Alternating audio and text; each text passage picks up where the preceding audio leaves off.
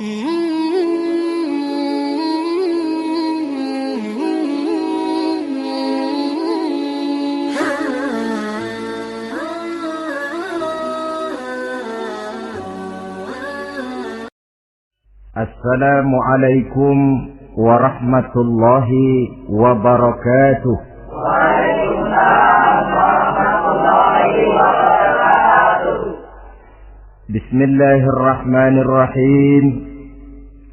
Alhamdulillahi rabbil alamin. Wassalatu wassalamu ala ashrafil anbiya'i wal mursalin. Sayyidina wa maulana Muhammadin wa ala alihi wa sahbihi ajma'in, amma ba'du. Saudara-saudara hadirin ma'asyiral muslimin rahimakumullah. Salah satu dari rukun iman yang 6 mengajarkan kepada kita untuk beriman dengan adanya hari akhirat.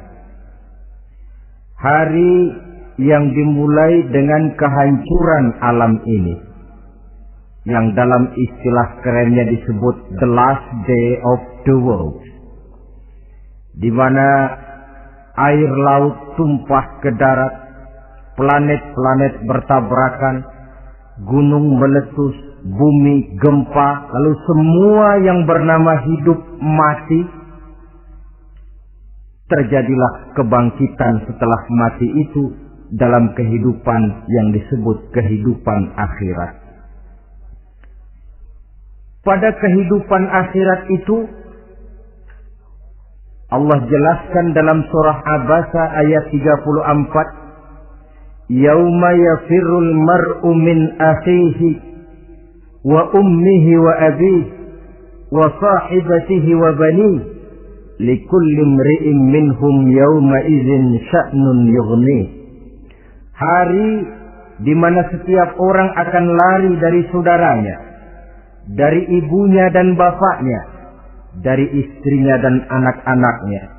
Setiap orang pada hari itu disibukkan oleh persoalannya sendiri-sendiri. Sehingga sangat boleh jadi hari itu orang tua tidak lagi sempat memikirkan anaknya. Seorang suami tidak lagi sempat memikirkan istrinya. Seorang teman pun tidak akan sempat memikirkan teman. Tiap orang sibuk dengan persoalannya sendiri-sendiri untuk mempertanggungjawabkan kegiatan hidupnya ketika di dunia ini. Dalam keadaan semacam itu, di mana orang disibukkan dengan persoalannya masing-masing, ada 7 golongan manusia yang mereka tenang-tenang saja. Orang lain bingung, mereka kalem. Orang lain kepanasan, mereka mendapat keteduhan. Siapa mereka? Inilah yang akan kita jadikan pembicaraan pada pertemuan kita kali ini.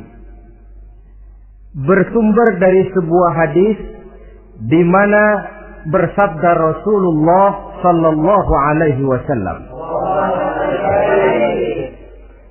Sab'atun yuzilluhumullahu yawma la zilla illa zilluh.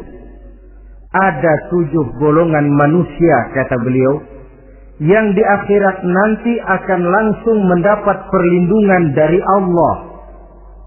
Padahal hari itu tidak ada lagi perlindungan selain perlindungan Allah. Sehingga lantaran Allah langsung yang melindungi mereka, maka mereka tidak merasakan lagi kepanasan akhirat. Mereka tidak lagi merasakan kebingungan. Mereka tidak lagi disibukkan oleh persoalan, lantaran mereka langsung dilindungi oleh Allah Subhanahu wa ta'ala. Siapa gerangan yang 7 orang ini? Marilah kita lihat satu persatu dengan harapan mudah-mudahan kita termasuk salah satu di dalamnya. Amin ya rabbal alamin. Manusia pertama yang langsung mendapat perlindungan dari Allah, kata Nabi, imamun adil. Pemimpin yang adil.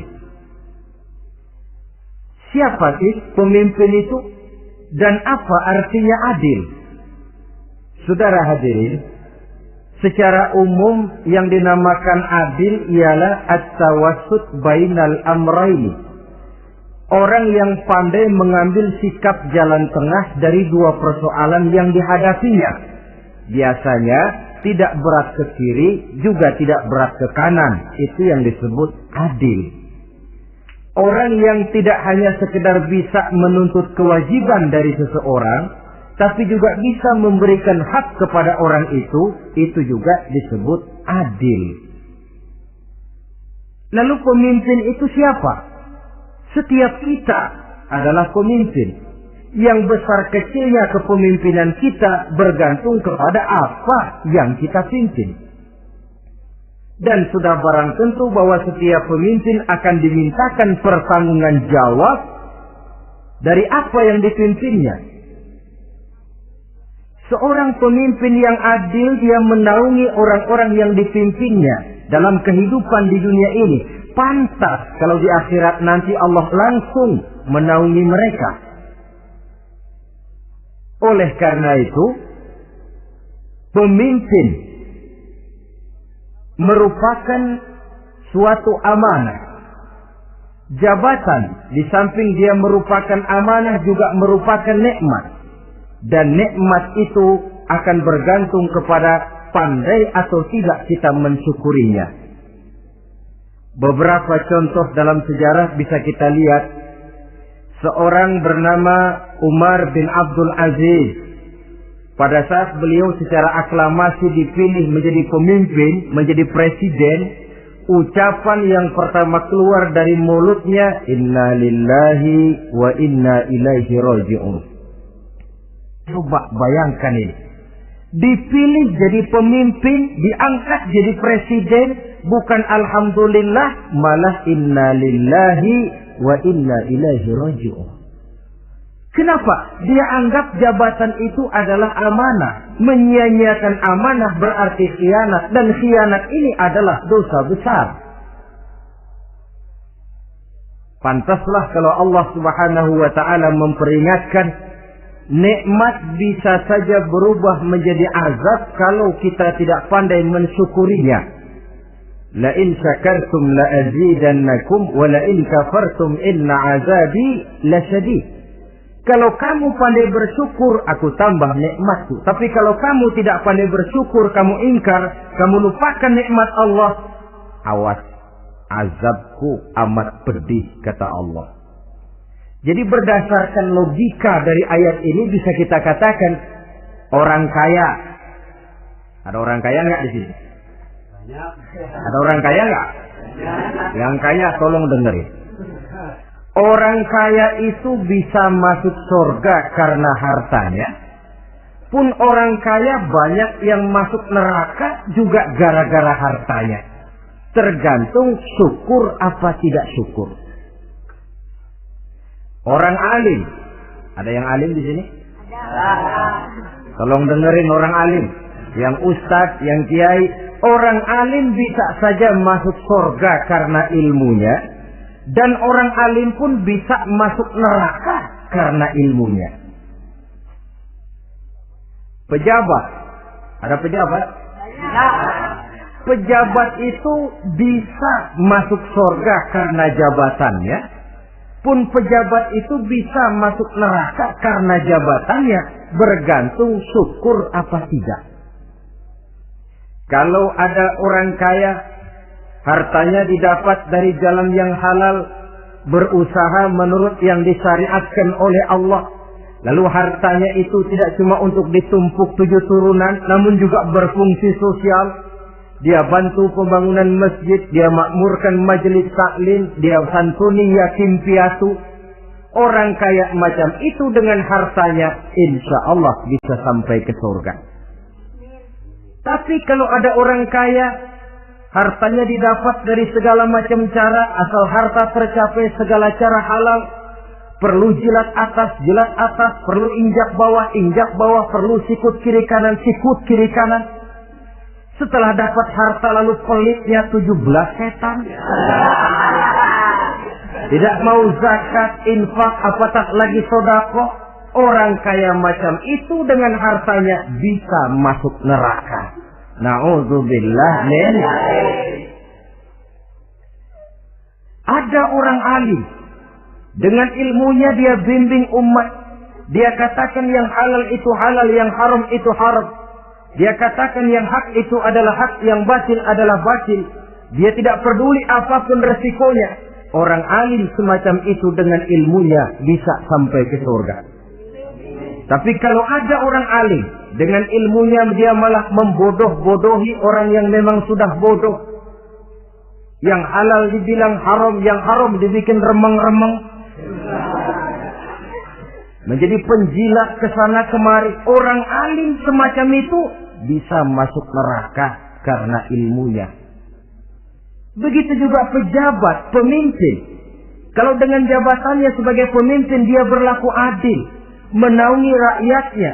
Orang besar salah dihukum, orang kecil salah juga dihukum. Tidak hanya pandai menuntut kewajiban, tapi juga pandai memberikan hak.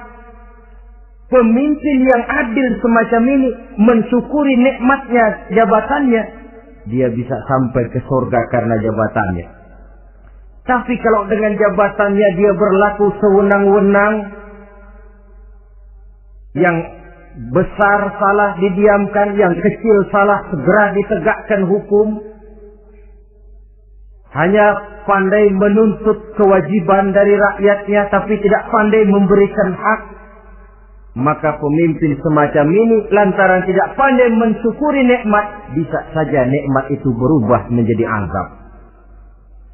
Oleh karena itu saudara-saudara, pemimpin menaungi rakyat, pantas kalau di akhirat nanti Allah langsung menaungi beliau. Siapa pemimpin? Siap kita. Bapak pemimpin di rumah tangganya, ibu pemimpin bagi anak-anaknya, Pak Lurah memimpin di kelurahannya, Pak Camat memimpin di kecamatannya, pemuda pemimpin bagi dirinya sendiri, akan dimintakan pertanggungan jawab. Kalian para remaja yang hadir di sini memimpin dirimu sendiri. Kau akan ditanya, tanganmu kau lebih banyak gunakan buat apa? Kakimu lebih banyak kau bawa jalan kemana?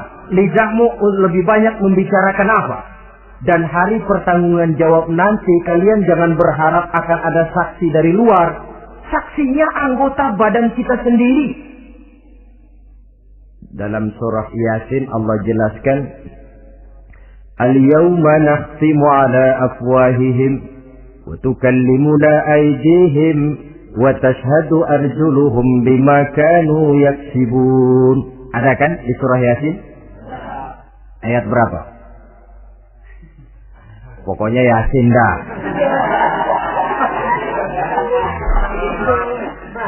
Daripada repot-repot, pokoknya Yasin. Gitu aja biar urusan lancar. Al-yawma nakhtimu ala afwahihim. Pada hari itu kami kunci mulut mereka. Jadi tidak pandai lagi mulut ini bicara. Wa tukallimuna aydihim. Tangan-tangan mereka yang akan bicara kepada kami. Wa tashhadu arjuluhum. Kaki mereka akan memberikan kesaksian. Bima kanu yaksibun, terhadap apa saja yang telah pernah mereka lakukan dalam kehidupan di dunia ini. Hari pertanggungan jawab. Oleh karena itu kalau kita memimpin diri sendiri, berlakulah adil kepada diri sendiri. Nah, lalu masalahnya memang kita mesti adil kepada siapa saja sih? Ada 3 hal pokok yang kita harus berlaku adil. Pertama, adil kepada Allah. Yang kedua, adil kepada sesama makhluk. Dan yang ketiga, adil kepada diri sendiri. Adil kepada Allah artinya apa? Mendahulukan hak Allah daripada kepentingan pribadi. Kalau sudah datang waktu sholat asar misalnya, walaupun sedang enaknya latihan voli, berhentilah dulu sebentar. Sholat kita adil kepada Allah. Adil kenapa? Dalam contohnya dengan sholat misalnya. Sholat itu kan sehari semalam 5 waktu yang wajib. Betul atau betul? 5 waktu. Lah sholat itu, kalau sholat bagus, taruhlah 7 menit. Kalau sholatnya itu kilat, 4 menit. Ada lagi yang kilat khusus, nggak pakai perangko, 2 menit barangkali selesai. Taruhlah 5 menit kita ambil yang bagus. Kalau 5 waktu kali 5 menit kan cuma 25 menit. Sementara Allah memberikan kita hidup ini 24 jam sehari semalam. Cuma 25 menit diminta untuk ibadah kepadanya. Tidak sanggupkah kita berlaku adil? 25 menit ini untuk menghadapmu ya Allah. Sementara engkau telah memberikan restannya 23 jam 35 menit untuk hidup dalam sehari semalam. Mendahulukan hak Allah daripada kepentingan pribadi. Adil kepada Allah. Adil kepada yang kedua, adil kepada sesama makhluk. Adil kepada manusia, adil kepada binatang, adil kepada alam. Yang kalau prinsip keadilan itu kita langgar akan membawa efek bagi diri kita juga. Manusia sekarang kan tidak adil kepada alam. Misalnya apa? Hutan ditebangi secara liar. Gunung-gunung menjadi gundul. Akibatnya ketika turun hujan terjadi erosi. Banjir melanda di mana-mana. Tanah longsor terjadi. Akibatnya terkena manusia juga kalau mereka sudah tidak menjaga keseimbangan alam ini. Adil kepada orang lain. Apakah itu namanya tetangga, teman, keluarga. Dan yang ketiga, adil kepada diri sendiri. Bagaimana pengertiannya? Mata ini punya hak untuk tidur. Begadang terus tiap malam, tidak adil kepada mata. Nah, ini yang ketawanya paling kencang pasti tukang begadang ini.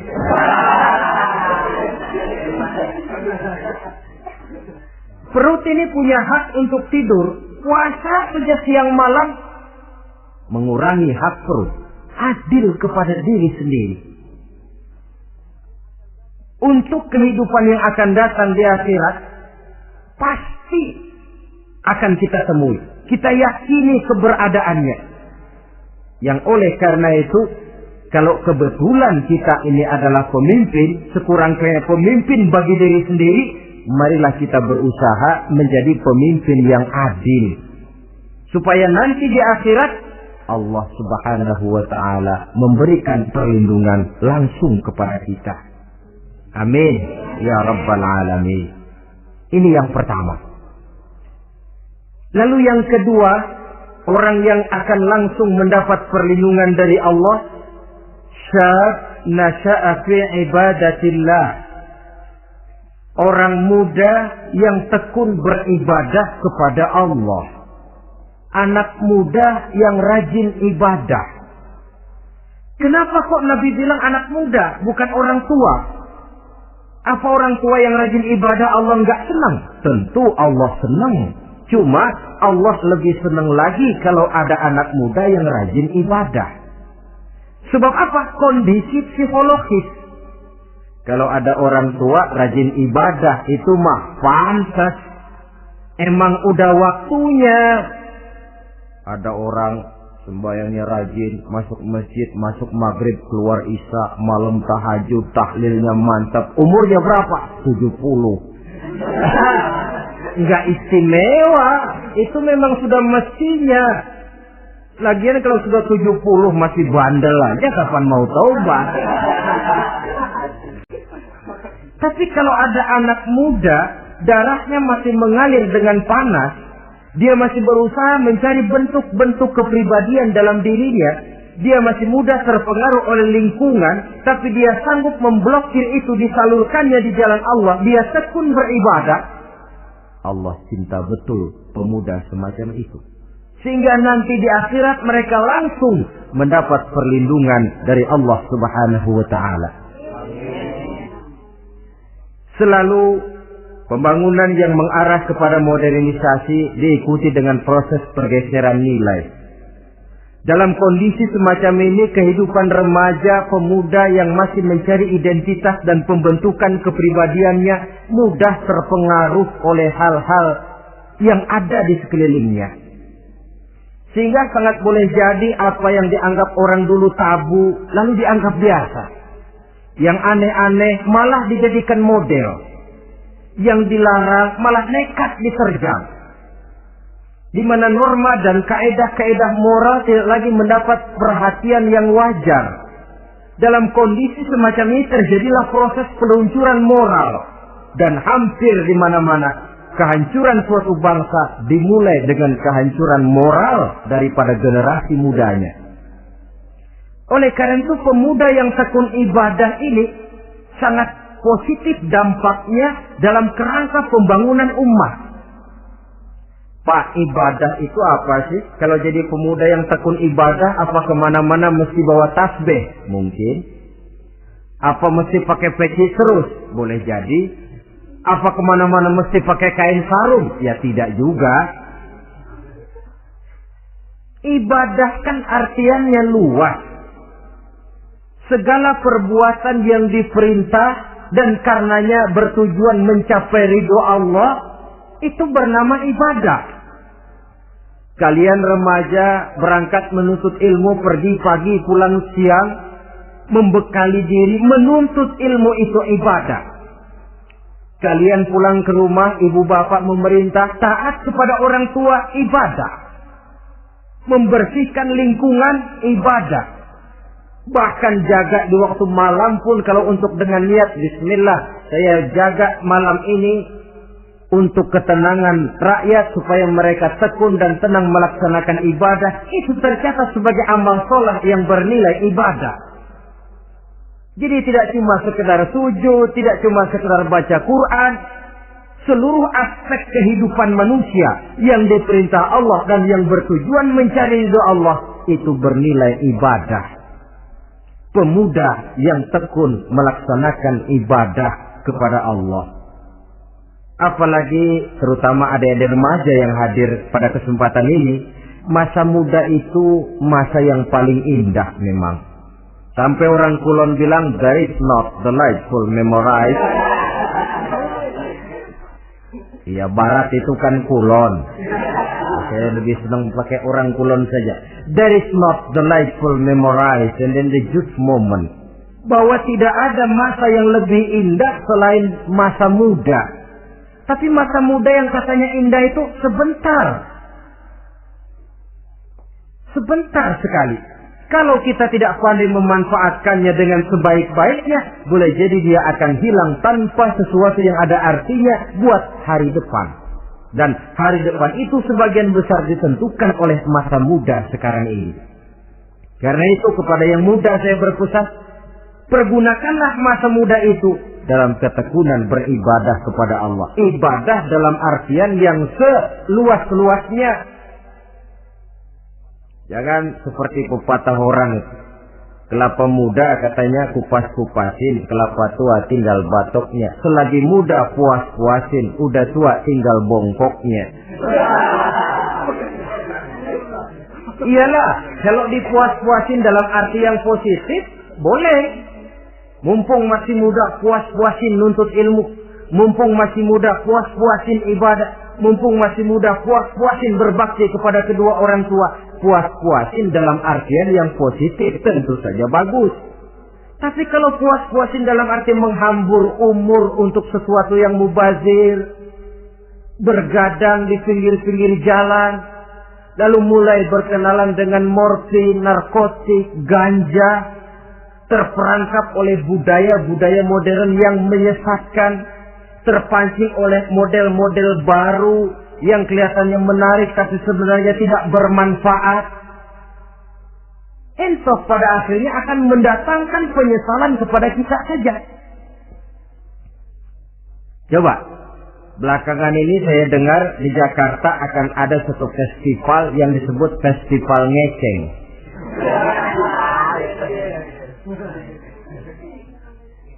Ngeceng ini kalau bahasa gampangnya nampang. Jadi itu biasanya muda-mudi diri di pinggir-pinggir jalan, pakai kacamata hitam, pakaian warna-warni, rambut dicat sedemikian rupa supaya menarik perhatian. Mereka diri di pinggir-pinggir jalan, nampang istilah ngepopnya ngeceng katanya. Oh, ini mau diadakan festival, secara langsung atau tidak, festival ini kan mempopulerkan ngeceng jadinya. Yang tadinya orang awam nggak kenal, lantaran diangkat ke permukaan jadi terkenal.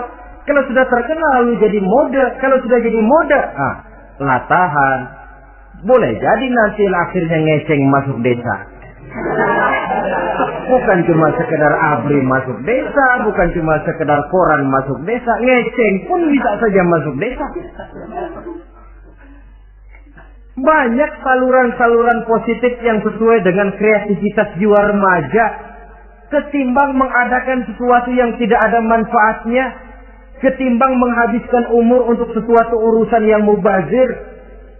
Sedangkan umur bukan jatah gratis tanpa batas waktu. Ada pertanggungan jawab. Umurmu kau habiskan di mana? Masa mudamu kau selesaikan di mana? Itu akan dimintakan pertanggungan jawab. Nah, pemuda yang tekun ibadah kepada Allah, dampak positifnya apa? Dia punya sandaran vertikal kepada Allah. Jiwanya besar, jiwanya mandiri. Dan ini yang kita perlukan. Pemuda yang siap jadi pelopor, bukan pengekor. Pemuda yang sanggup mandiri dan bukan membanggakan keturunan leluhurnya. Kata pepatah, wa khairun nasi zu syarafin qadimin aqama li nafsihi syarafan jadida.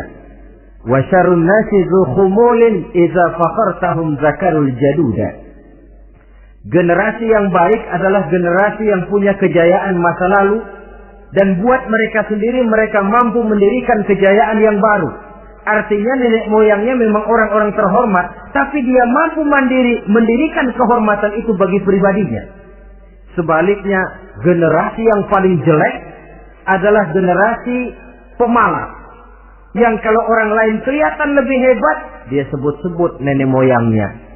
Lu sih belum apa-apa, bapak gua dong, bapak gua katanya.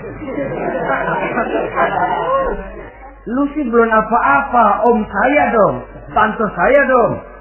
Kerjanya cuma membangga-banggakan leluhur, dia sendiri tidak ada apa-apanya. Ini generasi yang paling jelek. Kalau orang kelihatan lebih hebat, dia sebut leluhurnya. Sementara dia sendiri nol nilainya, tanpa ditunjang oleh fasilitas leluhurnya. Pasukan pemuda mandiri macam ini yang kita perlu. Bukan sekedar pasukan pemuda oke bos, kulun nuwun, yes sir, yes man, kumaha juragan wae.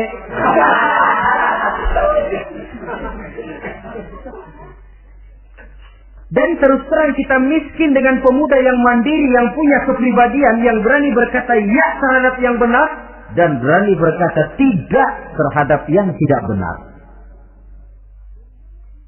Dari mana ini didapat? Sandaran vertikal dalam bentuk ibadah kepada Allah akan memantapkan jiwa, membersihkan hati, sehingga dia akan berfungsi seperti radar. Sandaran vertikalnya cuma kepada Allah. Inilah dampak positifnya. Karena itu, tentu saja kita berharap sekurang-kurangnya pemuda-pemudi yang hadir pada kesempatan ini menjadilah pemuda-pemudi yang tekun beribadah kepada Allah. Amin. Nah, baiklah ya. Itu tadi yang kedua. Kita lanjutkan sekarang yang ketiga. Orang yang akan langsung mendapat perlindungan dari Allah. Kata Nabi, rajulun qalbuhu mu'allakun bil masjid. Seseorang yang hatinya selalu terpaut kepada masjid. Apa arti terpaut kepada masjid ini? Apa orang yang gak pernah keluar-keluar dari masjid? Tentu saja bukan. Apa gunanya di dalam masjid terus kalau kerjanya cuma tidur doang? Maksud terpaut kepada masjid ini, hatinya selalu berpikir bagaimana memakmurkan masjid. Jasadnya boleh saja ada di kantor, boleh saja ada di pasar, boleh ada di sawah, boleh ada di ladang. Tetapi hasil daripada usahanya dia lalu berpikir bagaimana memakmurkan masjid. Sebab apa? Masjid merupakan center of activity, pusat daripada kegiatan umat. Kalau kita lihat fungsi masjid di zaman Rasul, di masjid beliau berdakwah, di masjid beliau mengatur negara, di masjid beliau mengadakan perundingan, di masjid beliau bermusyawarah dengan para sahabat. Pusat daripada kegiatan umat. Dan memakmurkan masjid ini dasarnya tidak lain karena iman kepada Allah. Prinsipnya bagaimana kita menghidupkan masjid dan bukan mencari hidup di masjid.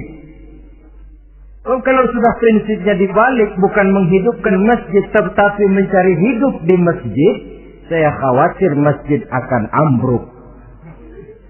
Nyatanya kadang-kadang masjid kita ini fungsinya belum maksimal.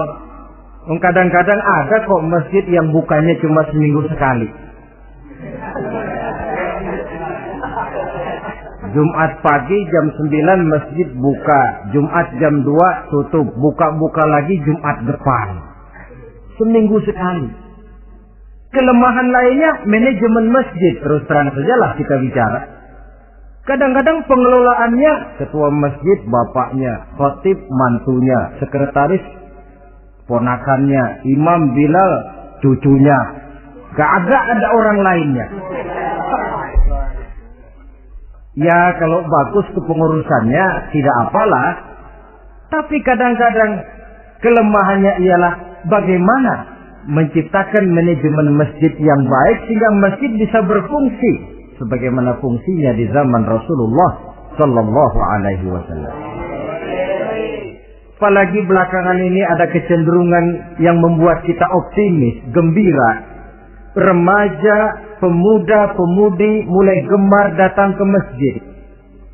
Berkumpul membentuk remaja masjid, remaja musola, mengadakan kegiatan majelis taklim yang mingguan, yang bulanan, aksi sosial, yang semuanya bermuara dari kehidupan masjid.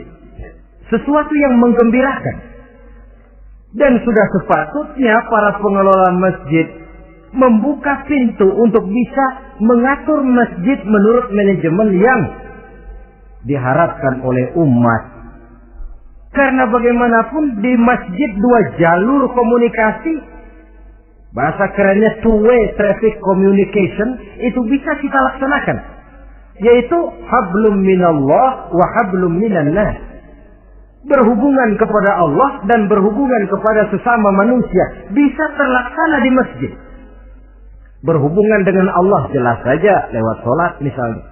Berhubungan dengan sesama manusia jelas saja lewat musyawarah, lewat majelis taklim, lewat kegiatan-kegiatan yang mensiarkan agama. Dan begitu selanjutnya. Saudara hadirin yang saya hormati, memakmurkan masjid sebagai rumah Allah. Sebab dalam hadis kursi Allah katakan, inna buyuti fil ardi al masajid wa inna zuwari fiha ummaruha. Rumahku di permukaan bumi adalah masjid-masjid, kata Allah. Dan orang-orang yang memakmurkan masjid, orang yang datang ke masjid adalah tetamuku. Kalau Allah memerintahkan kita menghormati tamu, tentu Allah lebih tahu bagaimana menghormati tamunya sendiri. Allah mengajarkan kita, hormatilah tamumu. Sekarang kita yang menjadi tamunya Allah dengan datang ke masjid, dengan memakmurkan masjid, Allah lebih tahu menghormati tamunya. Ini yang ketiga. Yang keempat, hadirin, orang yang langsung mendapat perlindungan dari Allah itu rajulani tahabba fillahi ijtama'a alaihi wa tafarraqa alaihi. Dua orang yang menjalin persaudaraan, yang bertemu dan berpisah karena Allah, bersaudara karena Allah. Bukan karena orang punya pangkat tinggi lalu kita temani, bukan karena orang kaya lalu kita dekati, tetapi karena Allah. Kau di jalan Allah, mari kau saudara saya. Kau keluar dari jalan Allah, maaf sajalah, bawalah dirimu sendiri, saya akan membawa diri saya. Lebih baik sendiri daripada berteman jahat. Berdua memang lebih baik daripada sendiri. Tapi sendiri lebih baik daripada berteman jahat. Maksudnya apa ini? Sederhana dalam benci, sederhana dalam cinta. Ukurannya Allah. Al-Quran mengisyaratkan, وَعَسَىٰ أَن تُحِبُّوا شَيْئًا وَهُوَ شَرٌّ لَكُمْ وَعَسَىٰ أَن تَكْرَهُوا شَيْئًا وَهُوَ خَيْرٌ لَكُمْ.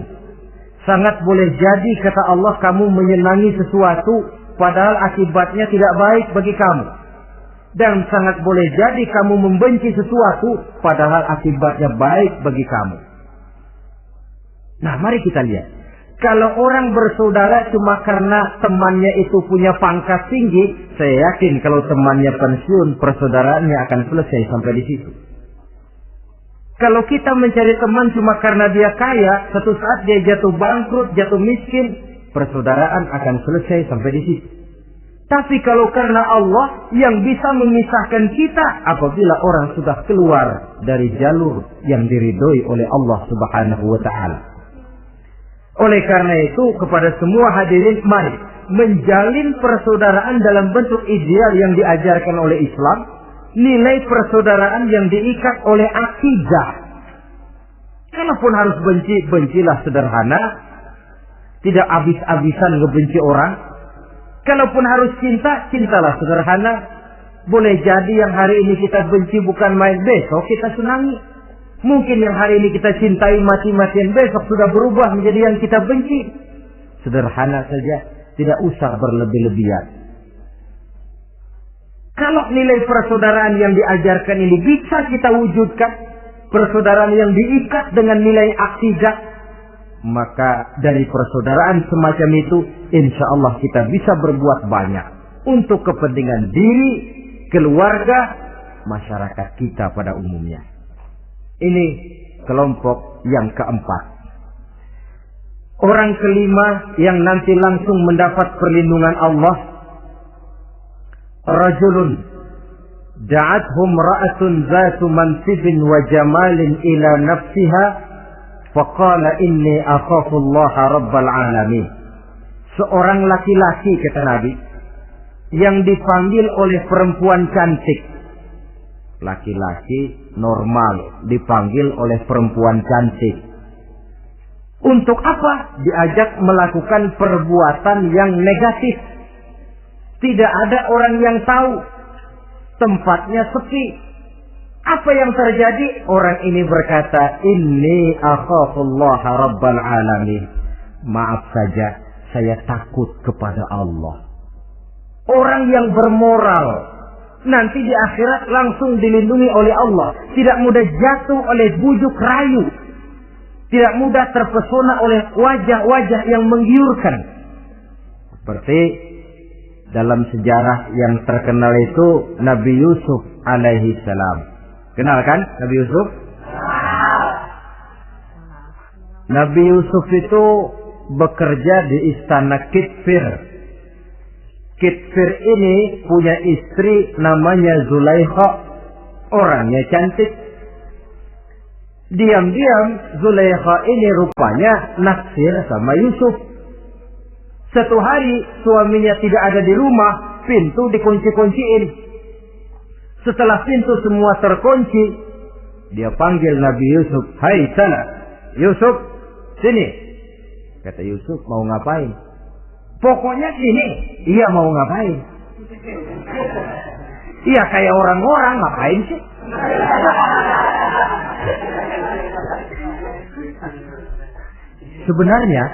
Sebenarnya ini Zulaikha senang kepada Yusuf, Yusuf pun demikian. Walaqad hammat bihi wa hamma biha. Zulaikha menyenangi Yusuf, Yusuf pun menyenangi Zulaikha. Tapi apa? Walaula an ra'a burhana rabbih. Andai kata Yusuf tidak melihat peringatan Tuhannya, letter S. Yusuf, ini bukan pekarangan ente, dilarang parkir di sini. Sehingga walaupun tidak ada yang tahu, tidak ada yang melihat, Nabi Yusuf selamat dari bujuk rayu Zulaikha. Mempertahankan nilai-nilai moral di tengah kemajuan zaman memang merupakan pekerjaan yang tidak ringan. Merupakan pekerjaan yang sangat berat. Akan ada saja cobaan, akan ada saja gangguan yang kita temui di sepanjang perjalanan hidup ini. Tapi sebaliknya, kalau orang sudah tidak lagi menjunjung moral yang tinggi, lalu hidup menurut selera sendiri-sendiri, ya kita lihatlah lahirnya kebudayaan kumpul kebo yang diawali dengan free sex yang mengarah kepada Samenleben alias hidup bersama tanpa nikah. Memang sebabnya boleh jadi macam-macam. Mungkin karena broken home, nggak merasa diperhatikan di rumah, ibu bapak sibuk, lalu anak mencari kesibukan sendiri. Mungkin karena tekanan ekonomi dalam kehidupan miskin, lalu ada yang menawarkan kerjaan, tidak taunya malah dilemparkan ke lembah hitam. Mungkin juga karena pengaruh pergaulan dari lingkungan baik-baik, lalu berteman dengan yang tidak baik, hanyut di telan arus pergaulan. Mungkin juga pengaruh kebudayaan yang dia tonton, buku yang dia baca, film yang dia lihat, ikut mewarnai dan membentuk kepribadiannya. Tapi apapun alasannya, satu hal yang jelas semuanya berangkat dari rapuhnya pegangan orang kepada nilai-nilai agama. Sebab sumber nilai moral yang tertinggi tidak lain agama adanya. Intinya apa? Intinya tidak lain orang yang beragama itu meyakini bahwa kemanapun dia pergi, dimanapun dia berada, Allah selalu melihat yang dia lakukan. An ta'budallaha ka'annaka tarahu fa in lam takun tarahu fa innahu yaraka. Begitu yang kita pelajari dalam ihsan. Engkau beribadah kepada Allah seolah-olah kau lihat Allah. Kalaupun Allah tidak kau lihat, yakinlah Allah melihatmu. Jadi kalau saya sendiri, yang kedua itu Allah. Dibujuk rayu oleh cewek cakep, ayo dah bang, gak ada orang, kita cuma berdua. Dia bilang enggak, kita enggak berdua, bertiga. Berdua bang, bertiga. Yang ketiga siapa? Lu, gue, Allah, tiga.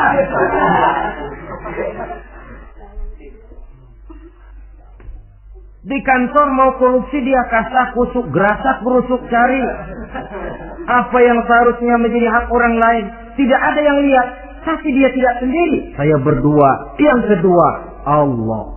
Merasakan kehadiran Allah dekat dalam hidup. Nilai moral semacam ini menyelamatkan masyarakat. Pantas kalau orang semacam ini di akhirat nanti langsung mendapat perlindungan dari Allah Subhanahu wa Ta'ala. Karena itu terutama adik-adik remaja yang hadir,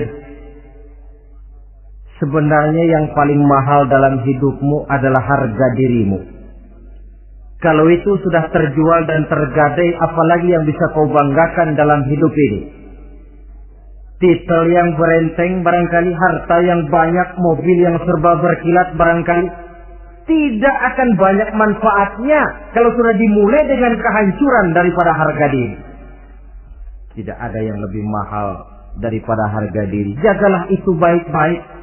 Pelihara nilai-nilai moral. Makin pandai kau jaga diri, insya Allah makin mahal hargamu. Dalam pandangan manusia, lebih-lebih juga dalam pandangan Allah. Pantas kalau pepatah bilang, innamal umamul akhlaqu ma baqiyat, fa in zahabathumu akhlaquhum zahabu. Suatu bangsa akan tegak kalau dia masih punya nilai moral. Bila hancur moral itu, hancur jugalah ketegakan daripada bangsa itu sendiri. Ini yang kelima. Yang keenam, masih dua lagi. Orang keenam yang nanti akan langsung mendapat perlindungan dari Allah. Rajulun zakarallaha khaliyan fafadat ainahu. Seseorang yang mengingat Allah dalam kesunyian, lalu berlinang air matanya. Tengah malam dia bangun, bertahajud dia kepada Allah. Gemersik tikar tersentuh tangan, laksana lambaian tangan malaikat maut nak datang merenggut nyawa. Terbayang segala dosa dan kesalahan, tergambar semua kekeliruan yang dilakukan dalam hidup. Lalu air mata pun tanpa terasa berurai membasahi pipi. Orang yang mengingat Allah dalam kesunyian. Saudara, tidak ada orangnya itu yang tidak punya dosa. Coba saya mau tanya, yang kumpul di sini ada nggak orangnya yang nggak punya dosa? Tidak ada. Dan memang orang yang baik itu bukan orang yang tidak punya dosa. Sebab tidak ada orang yang tidak punya dosa. Orang yang baik adalah orang yang apabila dia melakukan dosa, dia segera sadar, dijadikannya itu sebagai pelajaran untuk tidak diulanginya lagi pada masa yang akan datang. Dengan kata lain, mengingat Allah dalam kesunyian itu artinya bertaubat. Ini kan anak muda sekarang nih, kalau diajak bicara taubat, taubat mah urusan 70 ke atas, Pak. Kita ini masih lama. Padahal masalah taubat bukan masalah tua. Masalah taubat adalah masalah dosa, dan masalah dosa adalah masalah manusia sejak dia akil balik sampai dengan kehidupannya yang sekarang. Sengaja atau tidak, besar atau kecil, ringan atau berat, tiap kita mesti mempunyai yang namanya dosa. Allah Maha penerima taubat sepanjang nafas belum sampai di kerongkongan. Jadi kalau nafas sudah sampai di tenggorokan, baru kita mau melaksanakan yang namanya taubat. Kasihlah itu.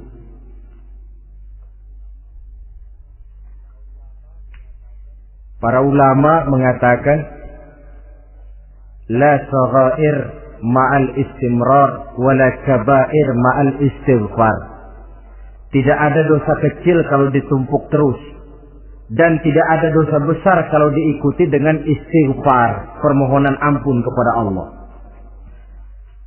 Jadi jangan menganggap, ini dosa kecil, ini dosa kecil, ditumpuk-tumpuk, lah jadi gede juga.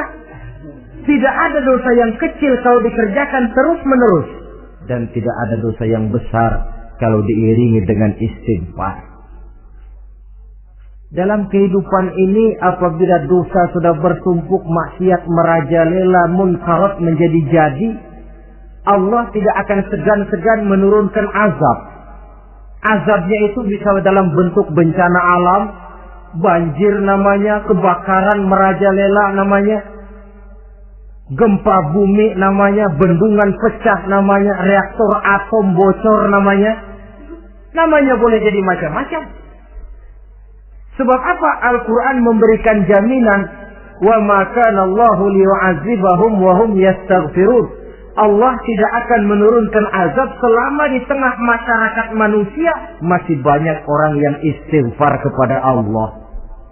Jadi hakikatnya kita ini berhutang jasa kepada orang yang rajin sujud, rajin mohon ampun kepada Allah. Lantaran mereka barangkali azab tidak diturunkan oleh Allah. Kalau melihat banyaknya sudah munkarat dan maksiat. Mengingat Allah dalam kesunyian. Tengah malam, waktu yang mustajabah, terutama sepertiga malam yang akhir. Situasinya lain. Gak percaya boleh coba, nyobakan gak bayar. Coba kalian bangun tengah malam, tahajud. Kalian akan menemukan satu suasana yang lain daripada misalnya kalau kalian sembahyang zuhur tengah hari panas terik di tengah banyak orang. Hati bergetar. Segala kekeliruan yang pernah kita kerjakan lalu terbayar, dan air mata tanpa terasa, tanpa diundang bahkan berurai membasahi pipi. Ya Allah, alangkah nikmatnya suasana macam itu. Menciptakan perasaan dekat dengan Allah. Terwujud kedamaian batin. Dan ini yang banyak dicari orang sekarang. Yang kadang-kadang karena terlalu ingin mencari kedamaian lalu keliru jalan. Yang bertapa di gua-gua, katanya nyepi dari kehidupan manusia. Memencilkan diri dengan cara-cara yang mereka atur sendiri.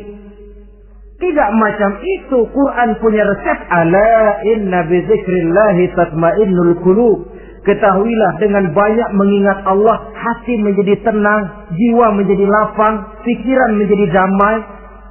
Ini resep Islam untuk mencapai ketenangan jiwa. Mengingat Allah dalam kesunyian. Saudara hadirin yang saya hormati, ini aspek daripada ibadah. Jadi dengan kata lain, masalah mengingat Allah dalam kesunyian, mengingat dosa, bukan urusan orang tua, tapi masalah manusia. Siapapun adanya, sejak dia akil balik, mesti entah kecil besar, entah sedikit entah banyak, ada kesalahan yang dilakukannya. Karena itu, kalau kita masih diberikan kesempatan untuk hidup, artinya Allah masih memberikan kesempatan kepada kita untuk memperbaiki diri. Nanti kalau sudah sangkakala ditiup, alam hancur seperti yang saya jelaskan di awal tadi, sudah tidak sempat lagi, yang tinggal menyesal. Ada yang meratap lalu berkata, ya laitani kuntu turaba. Dalam Quran, aduh, andai kata kita bisa balik jadi tanah aja dah dulunya, jangan jadi orang. Kalau dulu kita tetap jadi tanah mah nggak tanggung jawab apa-apa. Dijadiin orang sekarang mesti tanggung jawab, bagaimana ini? Bingung. Ada yang berkata, ma aghna anni maliya halka anni sultaniyah. Ternyata harta yang saya bangga-banggakan tidak bawa manfaat hari ini. Ternyata jabatan yang pernah saya duduki malah merusak saya hari ini. Tinggal lagi penyesalan karena kelalaian memanfaatkan waktu hidup dalam kehidupan di dunia ini. Karena itu pandai-pandailah membagi orientasi. Ada saatnya kita sibuk tenggelam dalam berbagai urusan dunia, lain saat tenggelam dalam kefanaan dan kesunyian, membekali diri untuk kehidupan akhirat nanti. Sebentar meninggalkan dunia, rekes kepada Allah, mi'raj, naik menghadap Allah, supaya terwujud keseimbangan untuk mencapai fid dunya hasanah wa fil akhirati, kebahagiaan dan kebaikan di dunia maupun di akhirat nanti. Inilah golongan yang keenam, orang yang langsung mendapat perlindungan Allah, yang mengingat Allah dalam kesunyian. Yang ketujuh, yang terakhir, orang yang langsung mendapat perlindungan dari Allah di akhirat nanti, rajulun tasaddaqa bi sadaqatin fa akhfaha hatta la ta'lama shimaluhu ma tunfiqu yaminuhu. Seseorang yang bersedekah, lalu dia ikhlas dengan sedekahnya sehingga tangan kirinya tidak tahu apa yang diberikan oleh tangan kanannya. Orang yang pemurah, orang yang menyadari bahwa apapun yang dia punya dalam hidup ini cuma sekedar titipan. Fungsinya lalu seperti keran, menyimpan air tapi untuk disalurkan lagi kepada orang yang memang memerlukannya. Alangkah nikmatnya kalau Allah memberikan kepercayaan kepada kita untuk menjadi penyalur, distributor rezeki. Kalau kita ingat kemari, berpikir ke sini, kita tidak akan sayang lagi. Enak saja yang peras keringat banting tulang cari rezeki saya, sampean datang-datang mau minta. Lah, mungkin rezeki dia tapi lewat tangan kita. Satu kehormatan dari Allah kalau kita dijadikan seperti keran, menyimpan air tapi tidak untuk dirinya sendiri, disalurkannya kepada orang-orang yang memang memerlukannya. Tidak ada orang jatuh bangkrut lantaran bersikap pemurah, dan tidak ada orang jadi kaya raya lantaran dia bakhil atau pelit bin kikir alias medit.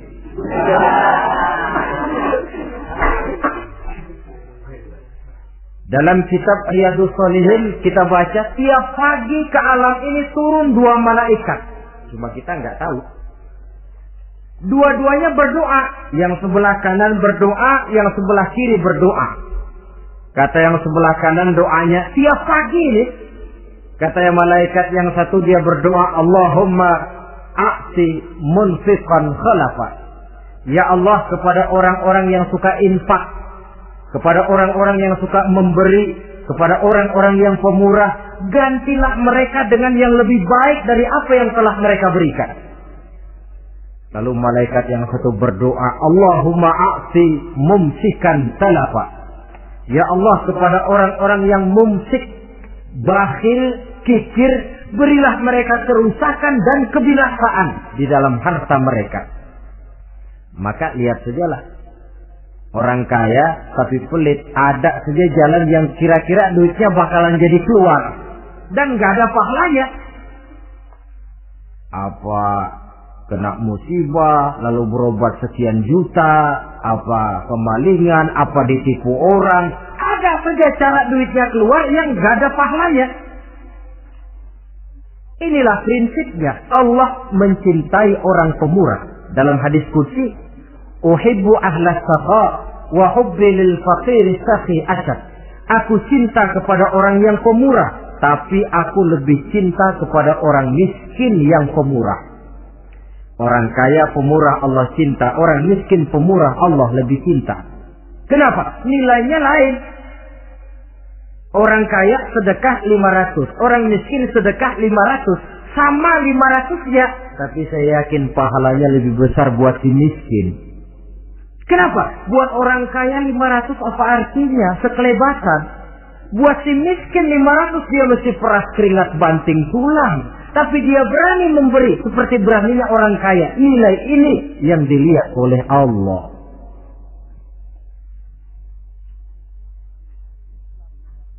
Islam mengakui hak milik pribadi, tapi harus berfungsi sosial. Di dalam harta yang kita miliki itu ada haknya masjid, ada haknya yatim, ada haknya madrasah.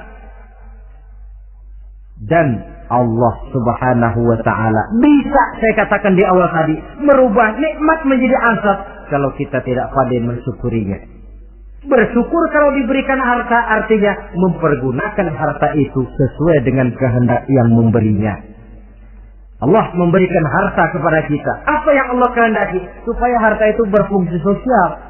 Milik pribadi silakan, tapi berfungsi sosial dalam kehidupan. Kita terus terang saja, umat Islam ini bukan tidak punya potensi, tapi tidak pandai menginventarisir potensi. Apa tidak ada orang Islam yang kaya? Banyak. Yang belum banyak yang mau berbuat atas nama dan untuk kepentingan agamanya. Kalau buat pribadinya, berani bukan main. Itulah yang sering diungkapkan orang, pembangunan pesantren terlunta, ya, asrama yatim piatu tidak terurus. Ada orang membangun masjid, meletakkan batu pertama sekaligus jadi batu terakhir. Setelah itu la yamutu wa la yahya, mau dibilang hidup tidak kelihatan geraknya, mau dibilang mati pun tidak ketahuan kuburannya. Kurangnya kesadaran akan arti amanah dan titipan dari Allah. Lahirlah korun-korun abad 20. Kalian tahu sejarah korun? Saking kayanya korun, kunci gudang hartanya itu saja onta yang bawa. Itu baru kunci itu. Onta yang bawa. Ketika orang tanya, "Anna laka hadza ya korun?" Hartamu begini banyak, dari mana kau dapat korun? Ya saya usaha, tidak ada hubungannya sama Tuhan, katanya. Apa yang terjadi? Lantaran kekurang ajarannya melupakan nikmat, korun dan seluruh harta bendanya ditenggelamkan Allah oleh gempa bumi. Makanya orang sekarang kalau dia maco ketemu harta, apa katanya? Gue dapat harta karun. Peninggalan si korun itu barangkali dahulunya. Saudara-saudara, oleh karena itu, kalau kita oleh Allah diberikan amanah berupa harta, pandailah bersyukur dan jadilah orang yang ikhlas dalam bersedekah. Nah, inilah pertemuan kita pada kali ini. Walaupun singkat, mudah-mudahan sekali lagi kita termasuk salah satu di antara 7 golongan yang di akhirat nanti langsung mendapat perlindungan dari Allah. Terima kasih banyak atas segala perhatian. Mohon maaf atas segala kekurangan. Usikum wa nafsi bitaqwallah. Wassalamualaikum warahmatullahi wabarakatuh. Waalaikumsalam warahmatullahi wabarakatuh.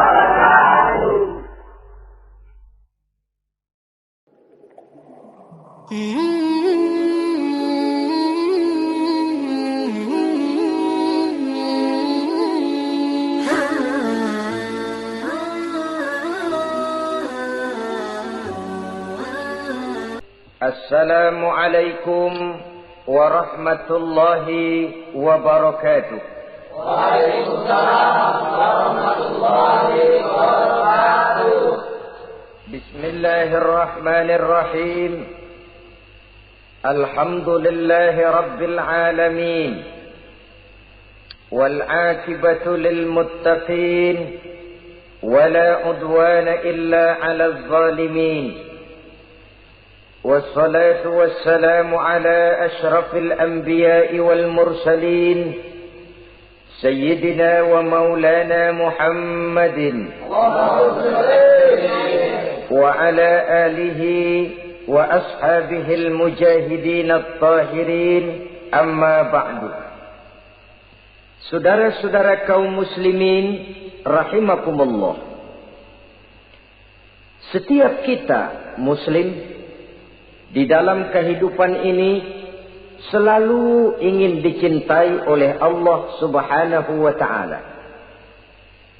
Dan tidak seorang pun di antara kita yang hidup ingin dimurkai oleh Allah Subhanahu wa ta'ala.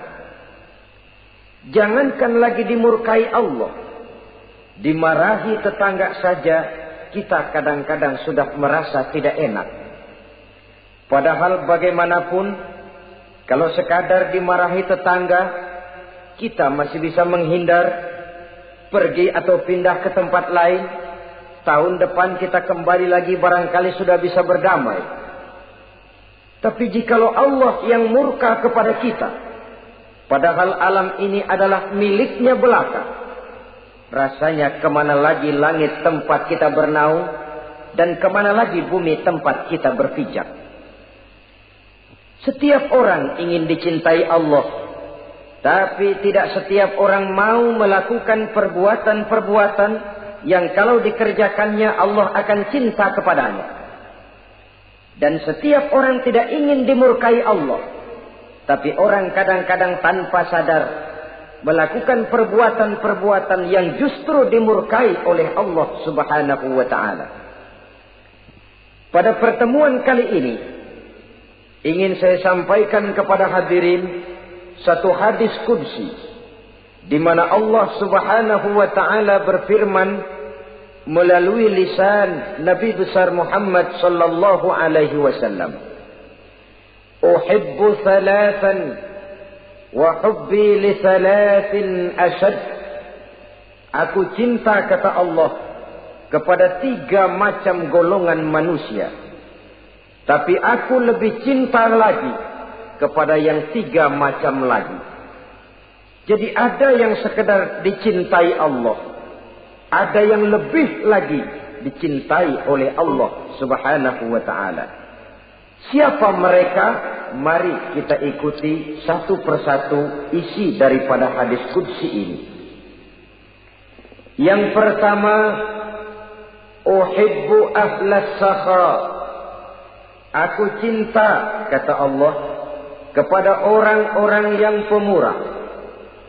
Aku cinta kepada orang-orang yang ringan tangan, mempunyai kepekaan sosial yang tinggi, gemar menolong orang yang memang memerlukan pertolongan. Aku cinta kepada orang-orang yang semacam itu. Saudara-saudara kaum muslimin rahimakumullah. Di zaman sekarang ini, seiring dengan makin tajamnya persaingan hidup, makin tingginya tensi ekonomi, antara tenaga kerja yang masuk pasaran dengan lapangan kerja yang tersedia jauh dari memadai, gaya hidup orang sumsumtip semakin individualis. Timbullah sikap hidup elu-elu, gua-gua. Kepekaan sosial mulai lentur dan luntur, tapi tidak terwujud di dalam kehidupan sehari-hari. Padahal agama mengajarkan Allah cinta kepada orang-orang yang bermurah tangan, gemar melakukan pertolongan, peka melihat penderitaan dan kesulitan orang lain. Adalah Allah melebihkan rezeki sebagian kita dari yang lain. Dimaksudkan untuk saling tolong menolong, bahu membahu dan bantu-membantu. Sehingga dengan demikian, apa yang disabdakan Nabi dalam hadis, Ar-Rahimuna yarhamuhumur Rahman, irhamu ahlal ardi yarhamkum man fis sama. Orang-orang yang punya sifat belas kasih akan dikasihi oleh Allah Subhanahu wa ta'ala. Sayangi yang di permukaan bumi, nanti yang di langit akan sayang kepadamu, akan turun rahmahnya kepada kita bersama. Alangkah nikmatnya kehidupan ini, jikalau yang berkuasa menyayangi yang lemah lalu melindunginya, jikalau yang alim menyayangi yang awam lalu membimbingnya, jikalau yang kaya menyayangi yang miskin lalu mengulurkan tangan memberikan bantuannya, akan terciptalah rahmah dalam kehidupan. Tapi jikalau sebaliknya, yang berkuasa malah menindas dan menekan yang lemah, yang alim malah membodoh-bodohi yang memang sudah bodoh, sementara yang kaya menyantap yang miskin, akan terjadilah bala dan bencana dalam kehidupan. Bukan lagi rahmah yang turun, melainkan azab akan menimpa kita secara keseluruhan. Begitulah, terdapat tirai halus yang memisahkan kita dari konsep ajaran agama kita yang luhur. Agama mengajarkan yadul ulya khairun min yadi sufla, bahwa tangan di atas lebih baik daripada tangan yang di bawah. Orang yang memberi lebih baik daripada orang yang menerima. Tapi yang kita praktekkan, kita selalu berada pada posisi tangan di bawah. Menjadi umat yang manja, yang lemah, padahal bukan tidak punya potensi. Tapi mungkin karena kita tidak pandai menginventarisir potensi. Kadang-kadang ada panitia pembangunan masjid, membangun masjid, meletakkan batu pertama, sekaligus jadi batu terakhir. Setelah itu la yamutu wa la yahya, hidup tidak kelihatan geraknya, mati pun tidak ketahuan kuburannya. Masjid impoten, pesantren terbengkalai, majelis taklim terlunta-lunta, rumah sakit Islam tak kunjung selesai. Tidak adakah orang Islam yang kaya? Banyak. Tidak adakah orang Islam yang punya posisi kunci, posisi basah, posisi menentukan? Banyak. Secara jujur kita harus berkata, yang belum banyak ialah yang mau berbuat atas nama dan demi kepentingan agamanya. Kita juga bukan tidak punya potensi. Kita tidak pandai menginventarisir potensi untuk kepentingan dan kemaslahatan kita bersama. Saudara-saudara kaum muslimin rahimakumullah.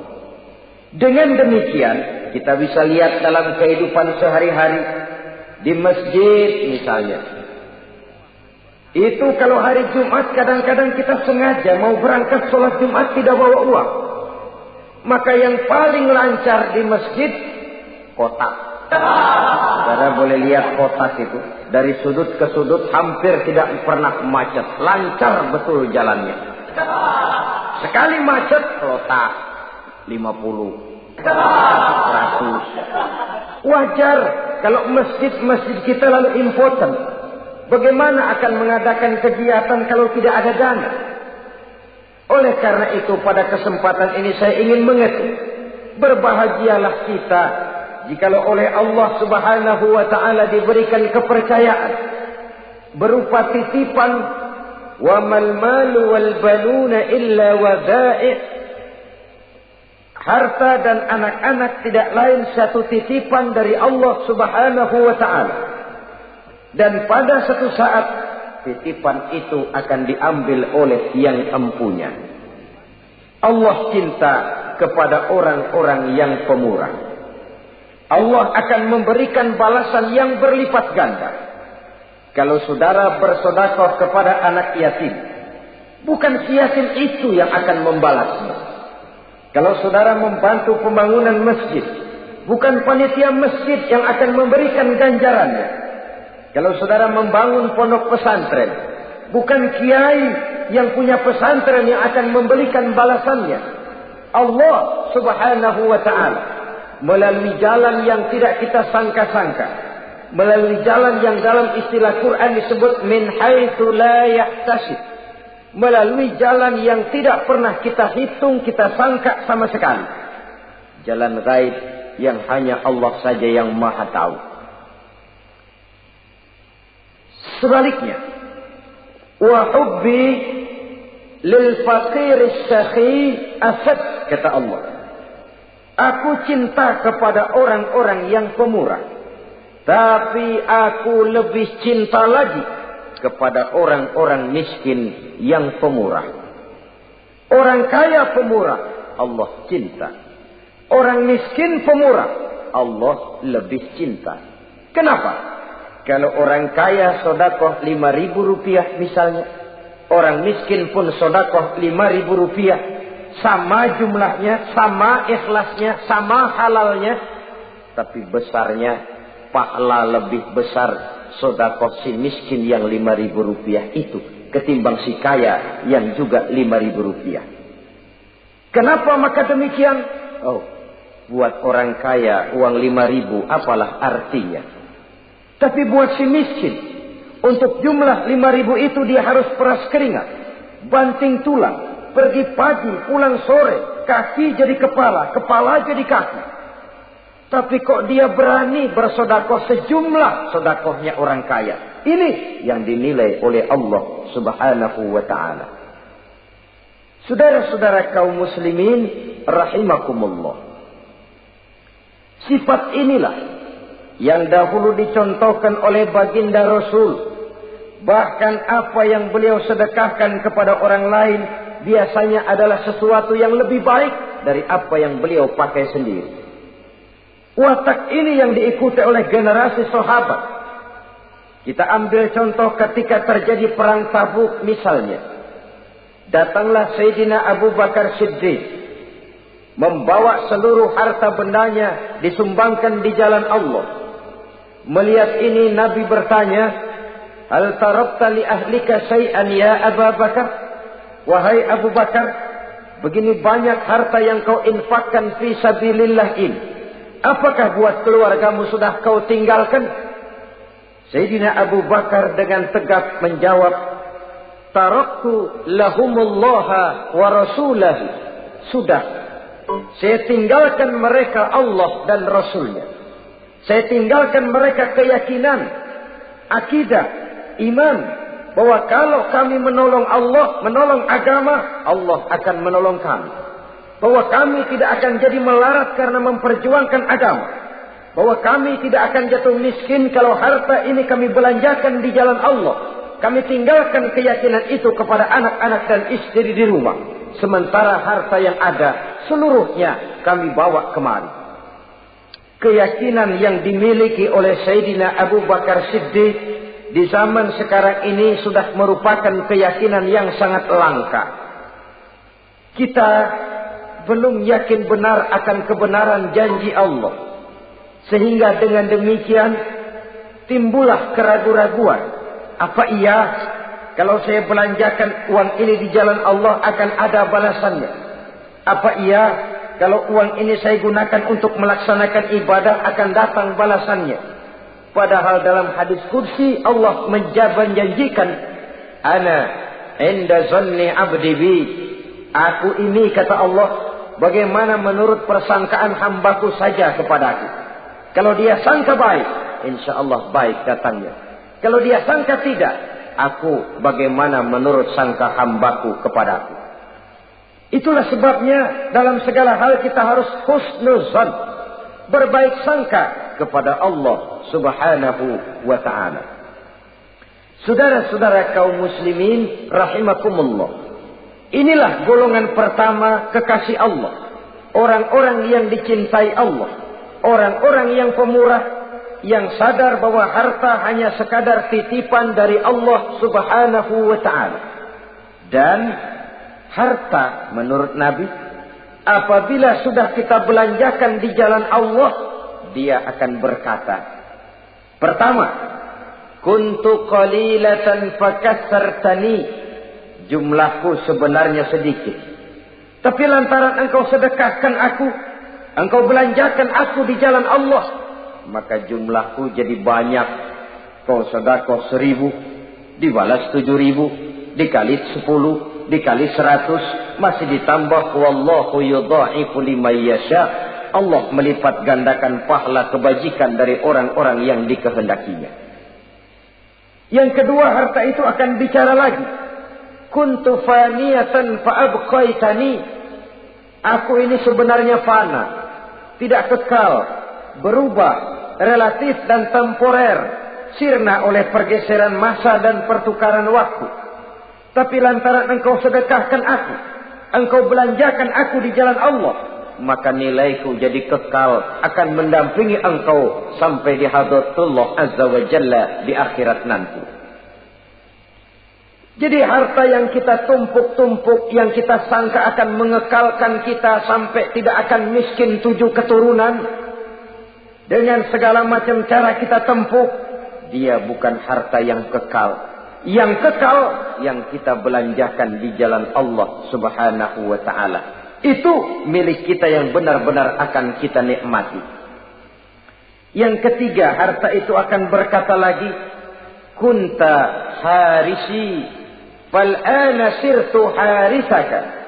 Dahulu kamulah yang menjaga saya, tapi sekarang setelah saya sedekahkan, setelah engkau sedekahkan aku, setelah engkau belanjakan aku di jalan Allah, bukan engkau lagi yang jaga aku, kata si harta. Akulah yang akan menjagamu. Di dunia orang yang rajin sedekah, sedekahnya itu menolak bala, terhindar dari segala bencana dan musibah. Sementara di akhirat, sedekahnya itu akan menjadi dinding yang menjaga dia dari jilatan api neraka. Demikian harta yang sudah kita infakkan, kita belanjakan, kita sedekahkan di jalan Allah itu akan menjadi pejangga kita. Sehingga Nabi menyatakan, inna sadaqatal mar'il muslim tazidu fil umri wa tadfa'u mitatas su'i. Sesungguhnya sedekahnya seorang mukmin dapat menambah umur panjang dan menyelamatkan seseorang dari mati secara su'ul khatimah. Marilah kita melihat bahwa agama ini memerlukan kita, bahwa umat ini mengharapkan pengorbanan kita. Dengan segala kemampuan yang ada pada diri kita, mari kita menyadari bahwa harta kita yang benar-benar milik kita, sesungguhnya yang sudah kita belanjakan di jalan Allah subhanahu wa ta'ala. Saudara-saudara kaum muslimin rahimakumullah, inilah golongan pertama. Golongan yang kedua yang dicintai oleh Allah subhanahu wa ta'ala, uhibbul mutawadhi'in. Aku cinta, kata Allah, kepada orang-orang yang rendah hati, orang-orang yang membawa ilmu padi, makin berisi makin merunduk, makin di puncak makin sadar akan kelemahan dan keterbatasannya. Aku cinta kepada orang-orang yang rendah hati. Adalah satu sifat dari Rasulullah sallallahu alaihi wasallam yang diriwayatkan oleh Imam Abu Ja'far Al-Barzanji misalnya, dalam rawi Barzanjinya, wa kana sallallahu alaihi wasallam syadidal haya'i wat tawadhu. Adalah Rasulullah sallallahu alaihi wasallam seorang yang sangat pemalu dan sangat rendah hati. Tawadhu, tidak melonjak menjadi angkuh dan sombong. Walaupun beliau adalah asraful anbiya wal mursalin, nabi dan rasul termulia, imamul muttaqin, imamnya orang-orang yang bertakwa, rahmatan lil alamin, diutus sebagai rahmah bagi seluruh alam. Tapi tawaduknya demikian luar biasa. Ketika beliau terusir dari Mekah, kita bisa membayangkan meninggalkan kampung halaman, meninggalkan keluarga yang berbeda akidah, hijrah ke Madinah. Tapi pada lain kesempatan, ketika beliau dengan bala tentaranya masuk ke kota Mekah, dan orang-orang kafir Quraisy yang kita kenal dalam peristiwa Fathu Makkah itu, gentar hati mereka, sembunyi di dalam rumahnya masing-masing. Mereka masih ingat beberapa tahun yang silam, Dikala Nabi Muhammad dan para sahabatnya dikejar-kejar, terusir dari Mekah, hijrah ke Madinah. Sekarang Rasul kembali ke Mekah dengan segala keperkasaan bala tentaranya. Mereka berpikir, andai kata Muhammad mau saja membalas dendam, habis kita ini, habis, tidak akan tersisa. Dahulu dia kita caci maki, dahulu dia kita usir, dahulu dia kita kejar-kejar untuk kita bunuh. Sekarang kita tidak berdaya. Muhammad dengan perkasa, dengan bala tentaranya yang gagah sekarang masuk ke kota Mekah. Apa yang harus kita lakukan? Mereka menunggu dan menunggu. Dan Nabi dengan gagah masuk ke kota Mekah bersama bala tentaranya. Apa ucapan yang pertama beliau lontarkan? Pembalasan dendam? Tidak. Mencari orang-orang yang dulu mengejar, memusuhi, mengancam akan membunuhnya? Tidak. Beliau tidak teriak-teriak, mana itu Abu Jahal, mana itu Abu Lahab, mana itu Abu Sufyan, mana itu dulu orang-orang yang memusuhi saya dan sahabat saya, ayo keluar kalau berani, ha? Tidak. Pidato ucapan pertama yang keluar dari bibir yang mulia itu sungguh di luar perkiraan kufar Quraisy. Apa jawab Nabi? Pidato Nabi, al-yauma yaumul marhamah. Tuan-tuan para Quraisy, tidak usah khawatir. Hari ini adalah hari yang penuh kasih sayang. Saya masuk ke kota Makkah semata-mata untuk menunaikan ibadah. Tidak akan ada balas dendam. Tidak akan ada pertumpahan darah. Siapa yang masuk ke Masjidil Haram dia aman. Siapa yang masuk ke Masjidil Haram dia tenang, tidak akan diganggu barang sedikit pun. Bersih hatinya dari balas dendam. Tidak ada watak untuk menunjukkan kepungahan pada beliau berada di puncak kejayaan. Tidak. Ini yang disebut syadidul haya wat tawadhu. Sangat rendah hati. Tidak melonjak menjadi angkuh dan sombong lantaran keberhasilan yang pernah dicapainya. Uhibbul mutawadhi'in. Aku cinta kepada orang-orang yang rendah hati. Makin berkuasa, makin rendah hati. Makin berilmu, makin rendah hati. Makin kaya, makin tawadhu. Wa hubbi lil ghaniyil mutawadhi ashad. Tetapi kata Allah, aku lebih cinta lagi kepada orang-orang kaya yang rendah hati. Orang miskin tidak sombong, Allah cinta. Orang kaya tidak sombong, Allah lebih cinta. Sebabnya apa? Rasa-rasanya kalau ada orang miskin tidak sombong, memang sudah harusnya. Tapi kalau ada orang kaya, apa saja dia punya. Kebunnya ada di mana-mana, kendaraannya sejumlah keluarganya, uangnya, depositonya ada di berbagai bank, pabriknya banyak. Apa saja dia punya, tapi tidak sombong, tawadhu. Ini yang lebih dicintai oleh Allah Subhanahu wa ta'ala. Saudara-saudara kaum muslimin rahimakumullah. Oleh karenanya, hadis qudsi ini menanamkan kesadaran kepada kita bersama. Bahwa yang pantas untuk sombong hakikatnya cuma Allah saja. Itu sebabnya salah satu asma'ul husna Allah disebut al-mutakabbir. Kalau Allah sombong, wajar karena memang tidak ada Tuhan lain selain Allah. Alam dan seluruh isinya adalah miliknya belaka. Tidak ada satupun yang bisa mengklaim. Al-mutakabbir huwallah. Yang pantas sombong hanya Allah Subhanahu wa ta'ala. Saudara-saudara kaum muslimin rahimakumullah. Yang ketiga, orang yang dicintai oleh Allah Subhanahu wa ta'ala, uhibbut taibin. Aku cinta kepada orang-orang yang bertaubat. Kepada orang-orang yang apabila berbuat kesalahan, dia segera sadar. Dijadikannya kesalahan itu sebagai satu pelajaran untuk tidak diulanginya lagi pada masa yang akan datang. Adalah lebih baik kita mulai dari kertas yang kelabu, hitam sekalipun. kalau akhirnya akan menjadi lembaran-lembaran yang putih. Ketimbang kita mulai dengan lembaran yang putih, kalau akan ditutup dengan lembaran-lembaran hitam, noda yang tidak berhapus. Allah Subhanahu wa ta'ala Maha Pengampun, Pengasih dan Penyayang. Ia akan memaafkan segala perbuatan yang bersifat salah dari hamba-hambanya, asalkan tidak diulanginya lagi.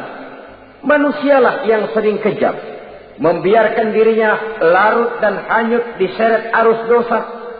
Ia sadar itu satu kesalahan, tapi tidak berupaya untuk menyelamatkan dirinya sendiri.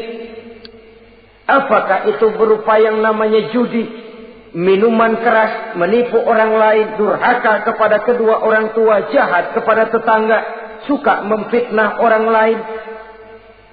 Dibiarkan dirinya hanyut di dalam lembah dosa tanpa upaya penyelamatan sama sekali. Atau kadang-kadang mengulur waktu. Nanti saja sudah tua-tuaan taubatnya. Padahal waktu tidak pernah main-main. Uhibbut taibin, aku cinta kepada orang-orang yang mau bertaubat. Wa hubbi lisyabit taib asyad, tapi aku lebih cinta lagi kepada orang-orang muda yang mau bertaubat. Apabila orang tua bertaubat, Allah cinta. Anak muda bertaubat, Allah lebih cinta. Dalam usia mudanya, di mana darah masih mengalir dengan panas, sejuta khayal dan keinginan masih bersemi di dalam benaknya, dia sanggup blokir semua itu, disalurkannya di jalan Allah. Allah cinta sekali kepada orang-orang semacam itu.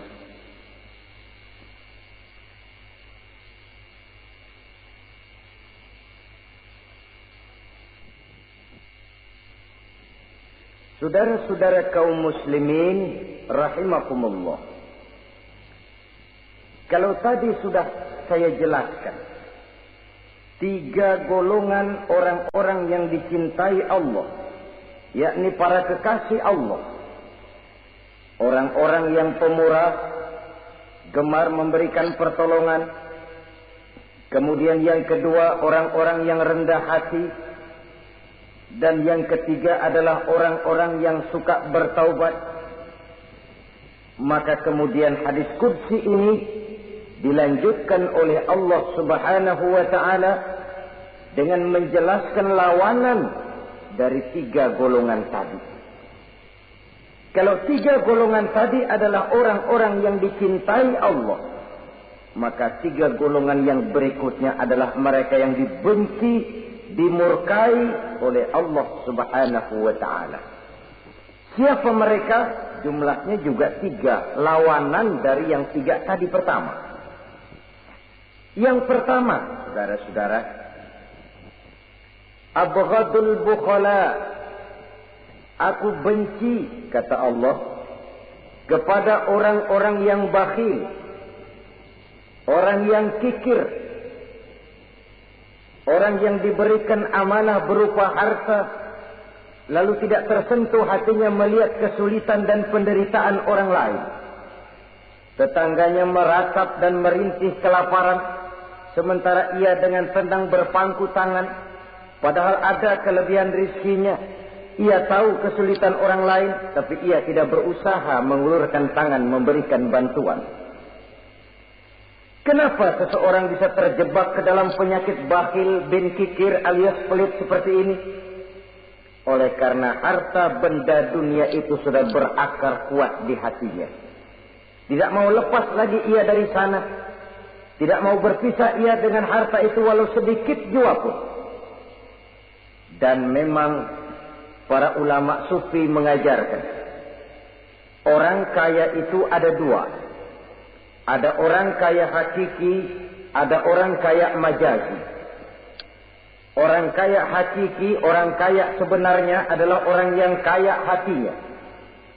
Luas cakrawala pandangannya, terbentang nuansanya, tidak cuplik melihat karunia yang diberikan Allah dalam kehidupan ini. Orang yang kaya hati, inilah orang kaya hakiki. Adapun orang kaya majazi adalah orang yang banyak hartanya tapi miskin hatinya. Hidupnya sudah melimpah tapi ia selalu merasa kurang, maka ia tidak pernah cukup. Posisinya sudah kaya tapi ia masih merasa miskin, maka ia pun selalu miskin. Imam Ghazali rahimahullah memberikan contoh yang indah. Perjalanan hidup manusia sama dengan naik kapal laut yang besar menuju pulau bernama akhirat, mencapai pantai surga bahagia. Kapal ini akan singgah di satu pulau bernama dunia. Para penumpang diperbolehkan turun, tapi sebelumnya diingatkan lebih dahulu bahwa ini cuma sekedar tempat transit. Di dunia, di pulau yang bernama dunia, para penumpang boleh mengambil apa yang memang diperlukan untuk bekal dalam perjalanan. Tapi jangan lupa bahwa kapal akan melanjutkan perjalanan menuju kepulauan akhirat yang kekal dan abadi. Maka turunlah para penumpang ke pulau yang bernama dunia ini. Macam-macam tingkah lakunya ketika mereka menjejakkan kaki ke pulau dunia. Ada yang tetap sadar kepada pesan nakoda. Dia turun ke pulau yang bernama dunia, yang hijau, ranau, indah, memikat, mempedaya, mempesona. Tapi ia tetap sadar, ini cuma tempat transit. Ini cuma tempat persinggahan sementara. Bukan ini tempat yang akan saya tuju. Kapal akan segera berangkat. Saya harus bersiap-siap. Diambilnya apa yang diperbolehkan di pulau bernama dunia sebagai bekal menuju perjalanan akhirat. Dan setelah itu dia segera kembali ke kapal untuk melanjutkan perjalanannya. Ada pula penumpang yang lalai. Ketika turun ke pulau bernama dunia ini, ia lupa kepada pesan sang nakoda. Ia terpedaya oleh hijau ranaunya kepulauan dunia. Ia terpikat oleh gemerlapnya kehidupan dunia. Sibuklah seluruh waktunya untuk mengambil segala yang ada di kepulauan dunia ini. Ia menyangka bahwa ia sudah sampai kepada tujuan yang sebenarnya. Dikala peluit kapal berbunyi, pertanda kapal akan segera berangkat, rupanya baru sadar dia bahwa ini bukan tujuan yang sebenarnya. Ia berusaha kembali ke kapal, walaupun masih bisa ikut naik kapal, tapi sayang tempatnya sudah ditempati oleh orang lain. Inilah contoh dari orang-orang yang kehidupan dunia telah melalaikan mereka daripada tujuan akhirat. Yang lebih celaka adalah nasib penumpang ketiga. Mereka yang tertinggal sama sekali di kepulauan dunia ini. Mereka lah orang-orang kafir, orang-orang munafik, orang-orang musyrik. Bagi mereka surgalah dunia ini. Bila kehidupan dunia berakhir, berakhir pula lah surganya sampai di situ. Ia menyangka sudah sampai kepada terminal akhir, padahal cuma sekedar halte, tempat di mana kapal singgah sebentar saja untuk melanjutkan perjalanan menuju kepulauan akhirat yang kekal dan abadi.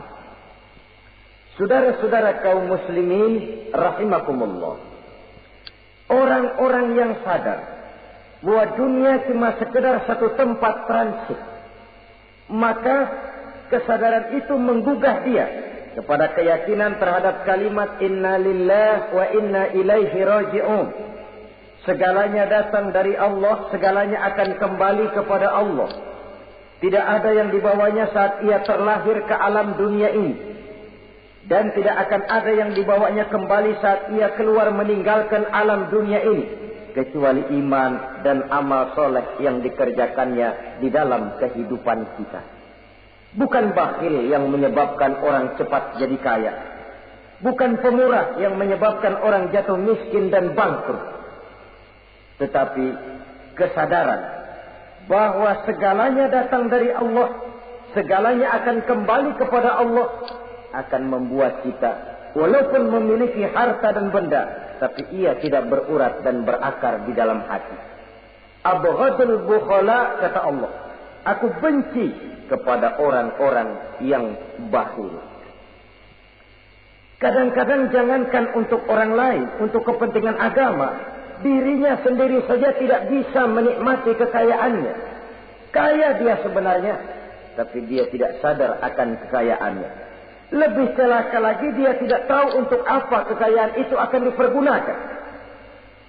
Lahirnya mazhab materialisme, hidup serba cukup, serba ada, seperti yang kita lihat di negara-negara yang makmur, di Eropa bagian barat misalnya. Keluarga-keluarga jet set yang akhirnya bingung karena kebanyakan harta. Kalau kita di timur umumnya bingung karena tidak punya harta.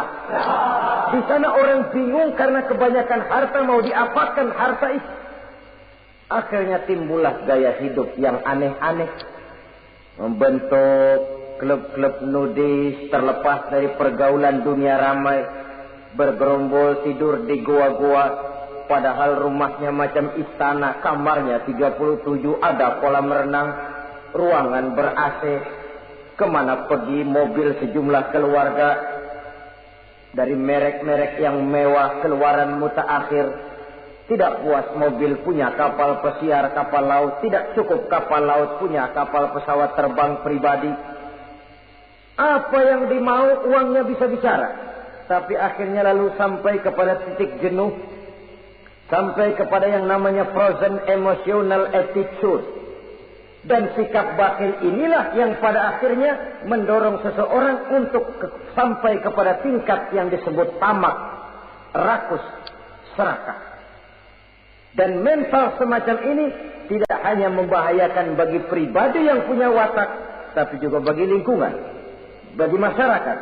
Bahkan dalam skopnya yang luas, bagi pertumbuhan suatu bangsa, bagi pertumbuhan suatu negara. Sikap-sikap tamak, rakus, serakah, mau menang sendiri, mau kuasa sendiri, mau basah sendiri, mau kaya sendiri, persetan dengan orang lain, adalah sikap-sikap yang tidak saja bertentangan dengan ajaran agama kita, tapi juga bertentangan dengan falsafat dasar kehidupan bangsa kita, yakni Pancasila. Saudara-saudara kaum muslimin rahimakumullah. Lawanannya kemudian Allah menyatakan, wa bughdi lil ghaniyil bakhil asyad. Aku benci kepada orang yang bakhil, tapi aku lebih benci lagi kepada orang-orang kaya yang bakhil. Kalau orang miskin pelit, barangkali masih orang berkata pantaslah dia tuh pelit, miskin. Tapi kalau kaya, bakhil, kaya, pelit, rasanya orang menyayangkan. Apa saja dia punya, tapi bakhil, pelit, tidak sadar bahwa itu adalah amanah Allah yang satu saat akan dimintakan pertanggungan jawab di padang mahsyar nanti. Inilah golongan pertama yang dibenci oleh Allah Subhanahu wa ta'ala. Golongan yang kedua, abghadul mutakabbirin. Aku benci kepada orang-orang yang sombong. Baik sombong oleh karena kekuasaan, kekuatan, wewenang, jabatan. Baik sombong oleh karena ilmu pengetahuan, skill, keahlian, kemampuan. Baik sombong oleh karena harta benda dan kekayaan. Sombong dalam segala bentuknya tidak disenangi oleh Allah Subhanahu wa ta'ala. Inilah yang saya maksud tadi dengan membawa ilmu padi seharusnya. Semakin berisi, semakin merunduk. Sebab pepatah orang-orang tua kita bilang, air beriak tanda tak dalam, tong kosong bunyinya nyari. Orang belajar silat kalau baru dapat 2-3 jurus memang genit, bukan main. Sesuatu yang barangkali sudah lumrah dalam kehidupan.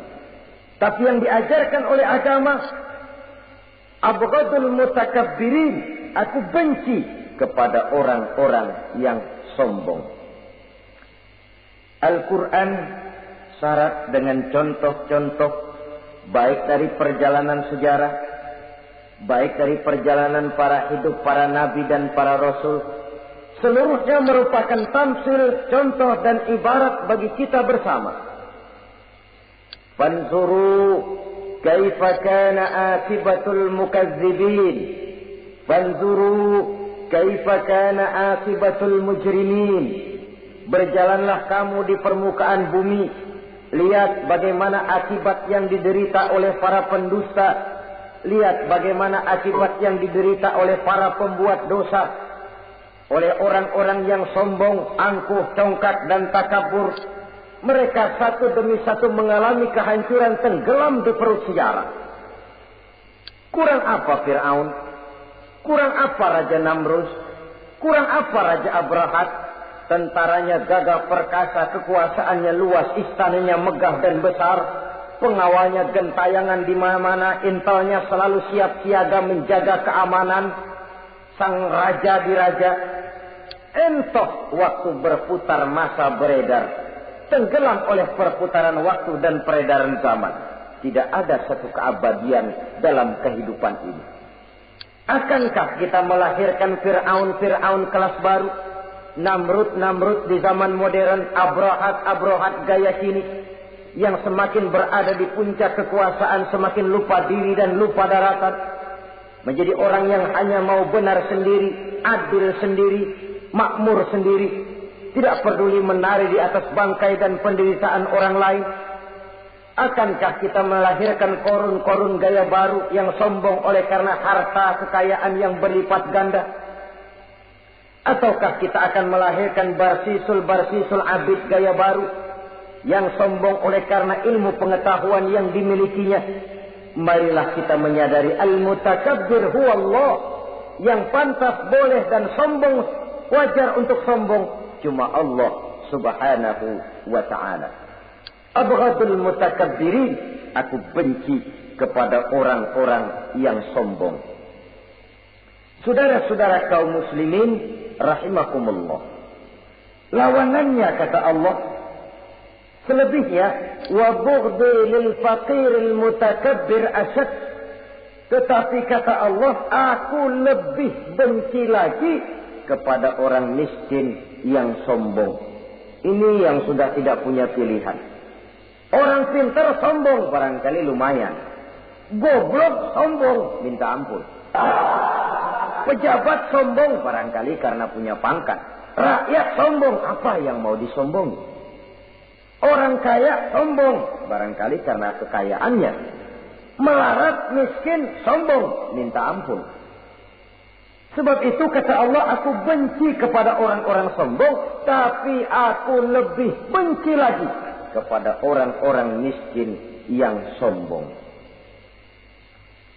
Hadis qudsi ini tentu saja memberikan satu kesadaran rohani yang paling dalam pada kehidupan kita setiap pribadi muslim. Bahwa kita sejauh yang bisa kita lakukan hanyalah berusaha, berbuat. Kita terikat oleh sunnatullah, kata kita orang beragama. Hukum alam, kata para ahli alam. Natural of law, katanya. Tapi di sebalik itu, sesungguhnya segala hasil usaha, kepastian dan ketentuannya hak prerogatif dari Allah subhanahu wa ta'ala. Sehingga pada puncaknya kita akan sampai kepada penjujur, la haula wa la quwwata illa billah. Tidak ada daya kita, tidak ada kekuatan kita kecuali apa yang memang telah diberikan Allah. Dialah sumber daya, sumber gerak, sumber seluruh kekuatan.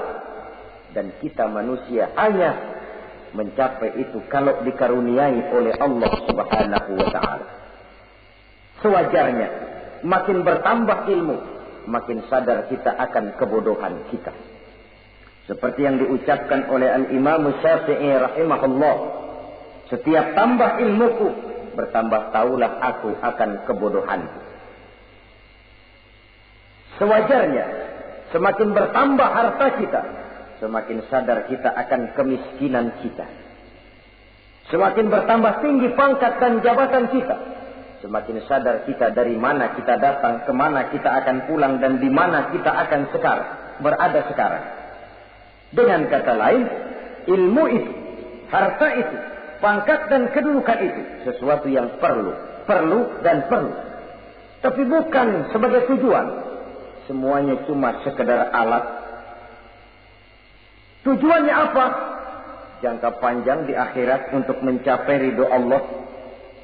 Jangka pendek di dunia ini harus menjadi rahmatan lil alamin. Bagaimana ilmu itu jadi rahmah bagi lingkungan. Bagaimana kekuasaan itu jadi rahmah bagi lingkungan. Bagaimana harta itu jadi rahmah bagi lingkungan. Berfungsi sosial untuk kebersamaan di dalam kehidupan ini. Saudara-saudara kaum muslimin rahimakumullah. Inilah golongan kedua yang dimurkai oleh Allah Subhanahu wa ta'ala. Golongan yang ketiga, abghadul fasad. Aku benci, kata Allah, kepada orang-orang yang berhati keras, berhati batu, tidak mempan nasihat.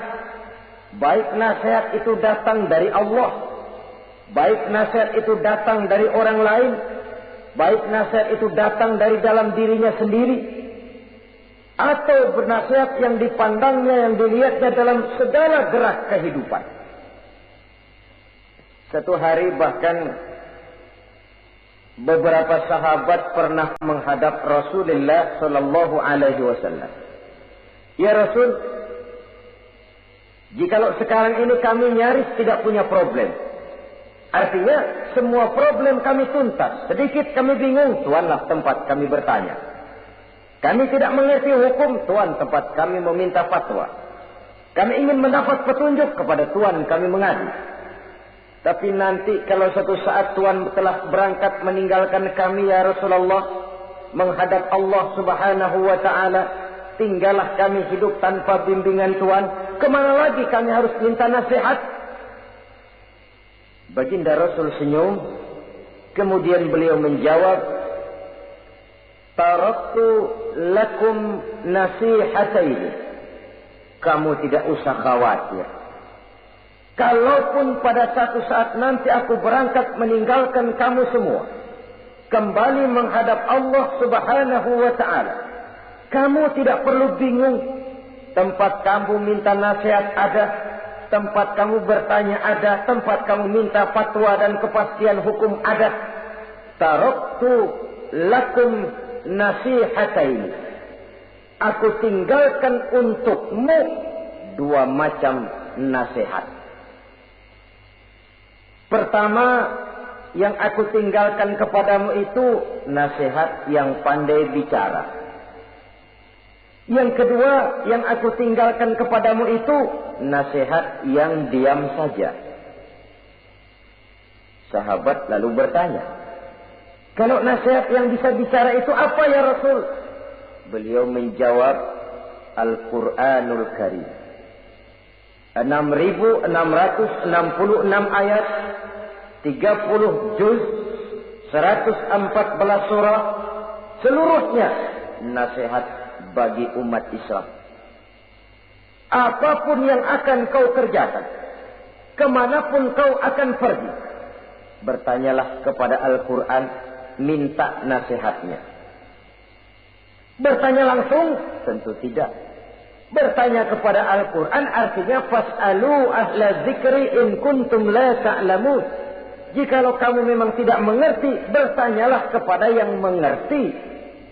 Yang mengerti Al-Quran tentu tidak lain para ulama, para kiai, para asatidz, guru-guru yang mengasuh kita di majelis ta'lim. Nasihat yang pandai bicara, Al-Quranul Karim. Kemanapun saja kaki akan kita langkahkan, ke arah manapun bumi yang akan kita tuju, mintalah lebih dahulu nasihat Al-Quranul Karim.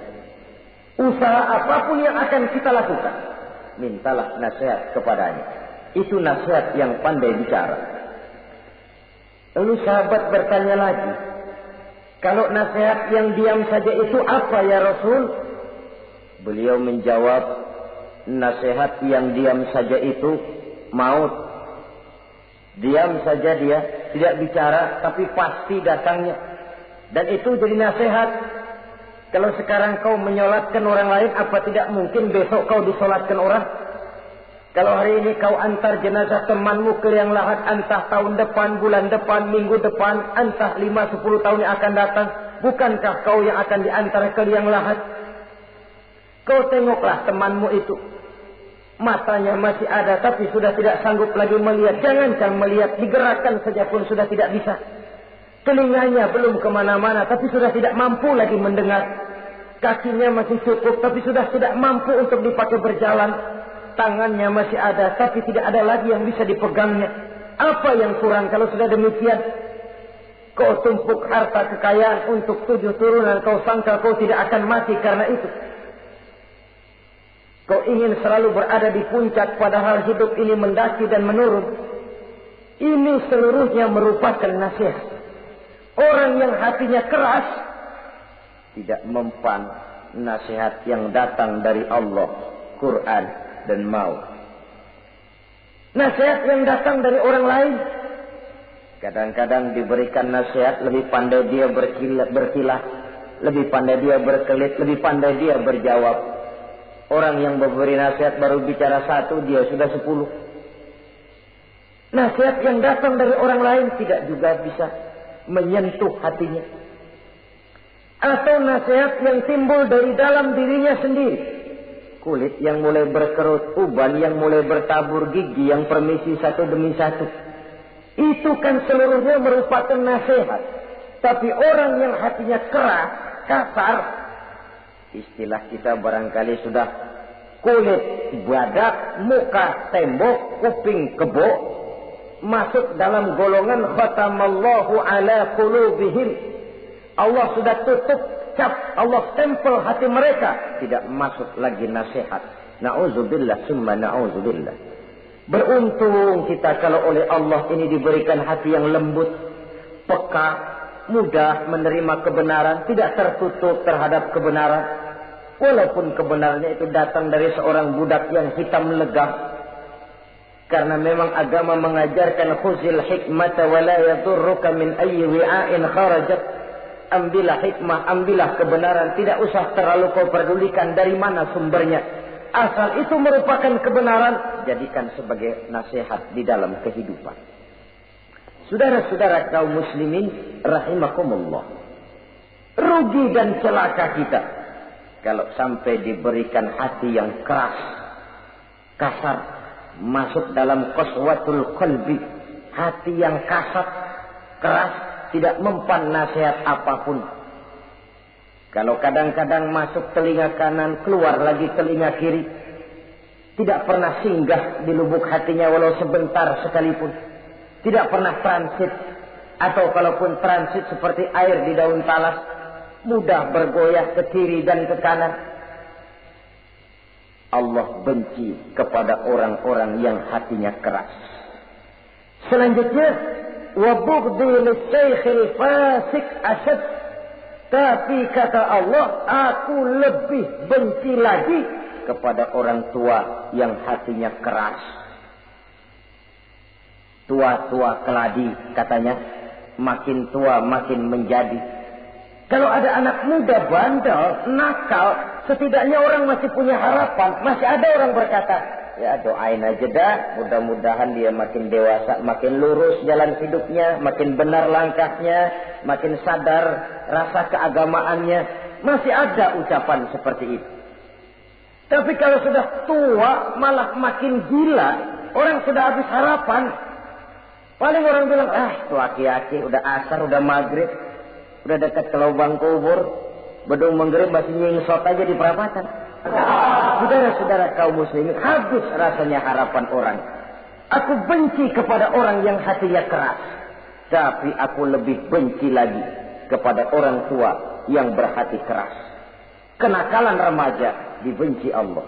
Kenakalan orang-orang tua lebih dibenci oleh Allah Subhanahu wa ta'ala. Saudara-saudara kaum muslimin rahimakumullah.